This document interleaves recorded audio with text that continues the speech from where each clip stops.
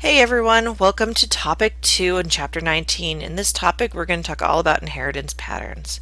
Now, I'm going to go through this really quickly because I expect you to have this pretty much down after B201 and B202 and all your other biology classes you've had so far, because this is still just the basics of genetic inheritance. This is not a genetics class. When you go to take your 300 level genetics class, that's where you'll get a lot more details on this. But I just want to touch base on it, and we'll talk about it from a cellular perspective a little bit, but I do want you to realize that we're just going to do this a little quickly. So today we're going to talk about Mendel's experiments, which includes his findings and the laws he created from that. We're going to also talk about how this is how his experiments and and his data is reflected in meiosis.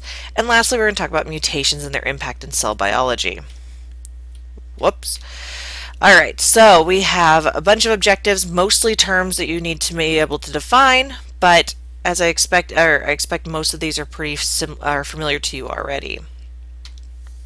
Alright, so Mendel. Who was Mendel? He was a monk who did a lot of experimentation with pea plants. And what he did is he selected a variety of traits and he very carefully bred these pea plants together to see how the offspring would produce or how they would show these phenotypes in the end. Now, Mendel didn't know anything about DNA or chromosomes or anything like that. All he wanted to do was see how these traits were inherited. And that's really the big key here is that for the first time somebody had demonstrated how traits can be passed from one generation to the next.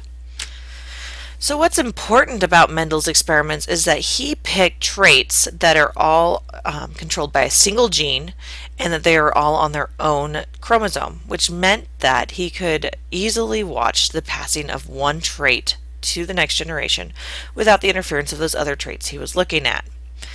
From this, what he determined was a few things. The first is that the phenotype, he decided that a phenotype is a yellow, in this case, a yellow pea. And what a phenotype is, it's the physical manifestation of those traits. So it's you have blonde hair, you have blue eyes, you're tall, you're short, you're whatever. Whereas your genotype is a set of genes that's carried by that individual. And that genotype is what is actually in your genes, and it's usually we usually describe it with two letters, either uppercase for dominant genes or lowercase for recessive genes. Also, what happened in this is that he figured out that each parent has one allele that's being passed on. An allele is a set of alternative forms of genes, and in a diploid cell you're going to have two of those. You got one allele from your mom, one allele from your dad. Now you may only show the allele from your mom because that's the dominant trait, but you still have that other set of genetic information from your dad that's just being masked by the other allele. And so that's how this works. And so if you're homozygous, you're going to have two genes that are going to code for the same information.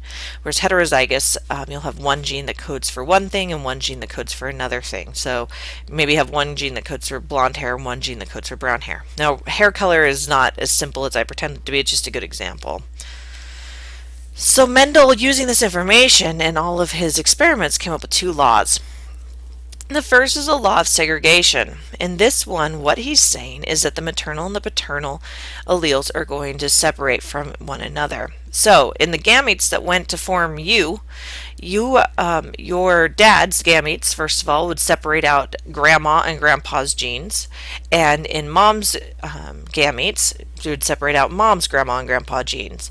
So, in the eggs produced, you're either going to have grandma or you're going to have grandpa for each chromosome. Same thing goes for eggs. You're going to have either grandma or grandpa in each sperm. Now, beyond that is the second law, which is independent assortment. We know we have 46 chromosomes or 23 pairs. So of those 23 chromosomes that are going to end up in an egg or a sperm, they're all going to sort independently. So as I said, you're either going to end up with grandma or grandpa's chromosome number 1.